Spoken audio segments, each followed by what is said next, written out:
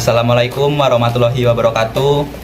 Yang kami hormati Bapak Afri Mardiko, Magister Pendidikan selaku dosen pengampu mata kuliah pedagogik, dan yang kami hormati para penonton sekalian.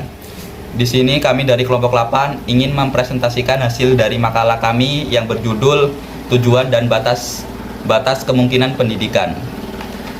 Perkenalkan, nama saya Riko Agus Irawan sebagai moderator sekaligus presentator pertama. Dan saya Rastina Pratiwi sebagai presentator kedua. Dan saya Ocala Farista sebagai presentator ketiga. Baiklah, tanpa berlama-lama mari kita langsung ke materinya. Baik, di sini saya Riko Agus Irawan sebagai presentator pertama yang ingin menjelaskan tentang keharusan pendidikan. Nah, mengapa sih seseorang harus menerima pendidikan atau kita harus memiliki pendidikan? Nah, pendidikan sendiri merupakan suatu tempat untuk mengembangkan potensi diri demi mencapai tujuannya. Nah, atau pendidikan ini merupakan proses pengembangan potensi yang ada dalam diri kita.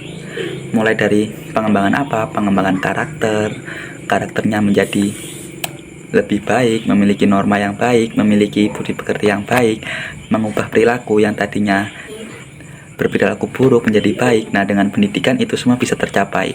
Dan mengubah kecerdasan. Mungkin yang tadinya tidak menerima pendidikan tidak memiliki kecerdasan di atas rata-rata. Dengan adanya pendidikan, orang mulai bisa berpikir dan memiliki kecerdasan di atas rata-rata. Nah, pendidikan juga ini memiliki tujuan untuk memanusiakan manusia. Nah, coba kalian bayangkan, jika seseorang tidak mendapat pendidikan, otomatis orang tidak akan peduli dengan orang sekitarnya, karena mereka tidak bisa membaca, tidak bisa mengenali lingkungannya. Nah, dengan pendidikan ini manusia bisa memanusiakan manusia atau bisa mengerti satu sama lain, menghormati satu sama lain kepada manusia lainnya. Nah, pendidikan di era saat ini sendiri terdiri dari secara formal berada di sekolah, yaitu dari tingkat PAUD, TK, SD, sekolah dasar, SMP, sekolah menengah pertama, SMK, sekolah menengah kejuruan, dan kuliah atau universitas. Pendidikan ini bisa kita dapatkan tidak hanya di sekolah, tetapi secara informal, mulai dari rumah, dari masyarakat sekitar, dari tempat-tempat yang lainnya. Nah, pendidikan sangat mudah untuk diakses. Kemungkinan dididik. Nah, manusia adalah makhluk hidup yang memiliki kemungkinan untuk selalu dididik, karena manusia sendiri merupakan makhluk hidup yang bisa berpikir atau mengembangkan pikirannya. Contohnya anak yang baru lahir, nah itu ketika kita berikan sebuah pendidikan sampai besar nanti, nah dia bisa berpikir kritis dan melakukan inovasi-inovasi yang baru. Nah, kita sebagai mahasiswa atau para mahasiswa dalam pendidikan, yaitu untuk memahami tujuan dari pendidikan. Nah, tujuan dari pendidikan itu apa? Tujuan dari pendidikan kan untuk mengembangkan potensi yang ada dalam seseorang untuk masa depannya atau untuk kedepannya agar lebih baik. Nah, bagaimana caranya? Ya, pertama kita harus bisa membimbing, mengajarkan, memberikan, dan melakukan semua tugas yang bersifat mendukung. Nah, tugas kita sebagai pendidik yang pertama menanamkan nilai-nilai norma atau menanamkan sikap, karakter, kepribadian yang baik, seperti menanamkan budi pekerti yang baik, menanamkan sikap untuk selalu berinovasi, untuk selalu berpikir kritis, untuk selalu berkreasi. Nah, yang kedua, untuk mengarahkan pada pengembangan diri. Nah, ini pengembangan diri dari mulai pemikirannya dikembangkan, tingkah lakunya diarahkan gimana supaya lebih baik. Nah, untuk melakukan itu semua, kita sebagai mahasiswa perlu untuk mengenali para peserta didik. Nah, mengenali ini seperti apa caranya? Kita bisa melakukan pendekatan yang secara mendalam kepada para peserta didik untuk kita bisa membedakan mana peserta didik yang sudah benar-benar matang dan mana peserta didik yang belum bisa. Nah, dari situ kita bisa memahami kelemahan dari diri dan kelebihan para peserta didiknya nanti. Nah, mungkin itu saja tugas-tugas kita sebagai mahasiswa. Baik, di sini saya akan menjelaskan tentang konsep Tutwuri Handayani. Maknanya, pendidik mengarahkan tanpa mendikte. Ini berarti guru berperan sebagai fasilitator dan pembimbing. Yang kedua, tujuan pendidikan. Penggulawentah, among, momong, atau ngemong.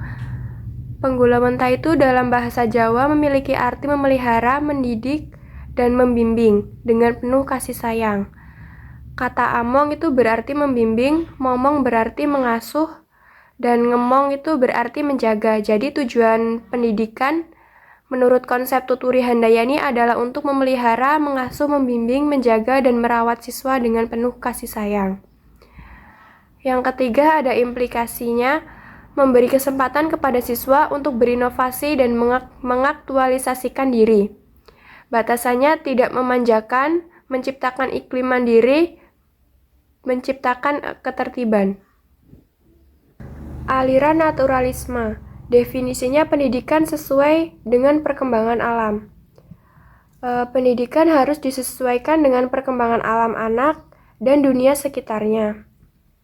Tujuannya, kebebasan untuk mengekspresikan diri dan berkembang alami.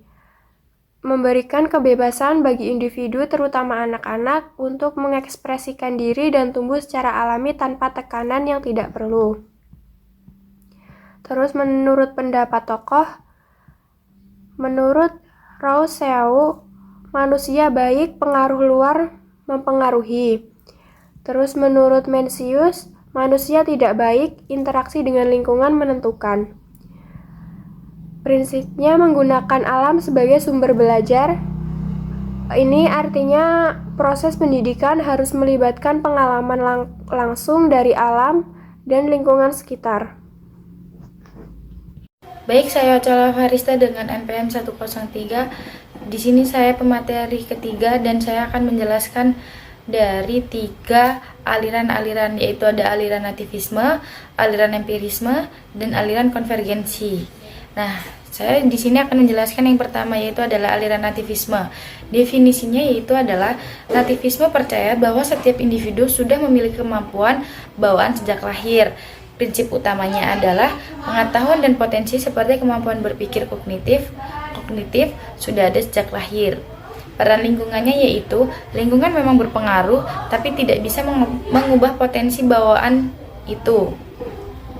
Contohnya seperti anak yang berbakat seni, sains, atau olahraga karena mewarisi dari orang tuanya. Nah, yang kedua itu adalah aliran empirisme. Definisinya adalah pengetahuan diperoleh dari pengalaman langsung dan hasil pengamatan observasi. Tujuannya yaitu membentuk pemahaman nyata, kemampuan mengamati, dan berpikir kritis. Kelebihannya adalah belajar jadi lebih nyata karena didasari bukti dan pengalaman langsung. Kekurangannya yaitu membutuhkan waktu dan sumber daya, misalnya alat praktik atau tempat belajar. Nah, yang ketiga itu ada aliran konvergensi. Definisinya yaitu adalah gabungan antara nativisme atau bawaan sejak lahir dan empirisme itu adalah pengalaman dan naturalisme. Fokusnya itu memberi kebebasan kepada siswa untuk belajar sesuai bakatnya dengan bantuan lingkungan yang mendukung. Intinya, nativisme menekankan bakat bawaan dan empirisme itu fokus pada pengalaman, dan yang konvergensi itu adalah perpaduan keduanya agar siswa bisa berkembang secara alami dan maksimal. Baik, terima kasih. Baik, sekian presentasi dari kelompok kami. Dapat disimpulkan bahwa pendidikan merupakan usaha sadar untuk mengembangkan potensi diri, membentuk karakter, dan menerapkan masa depan. Berbagai aliran pendidikan seperti Tutwuri Handayani, naturalisme, nativisme, empirisme, dan konvergenisme memberikan cara pandang atau perspektif yang berbeda dalam proses pembelajaran. Peran kita sebagai mahasiswa calon pendidik sangat penting dalam memahami teori-teori pendidikan dan mengaplikasikannya dalam pengembangan potensi siswa. Tujuan pendidikan sendiri untuk menciptakan individu yang tidak hanya cerdas tetapi juga berbudi pekerti, mandiri, dan dapat berkontribusi positif dalam masyarakat. Baiklah, sekian presentasi dari kami. Bila ada salah dan kurangnya kami mohon maaf. Kami akhiri. Wassalamualaikum warahmatullahi wabarakatuh. Bye. Tadi harusnya kamu bilang wassalamualaikum juga.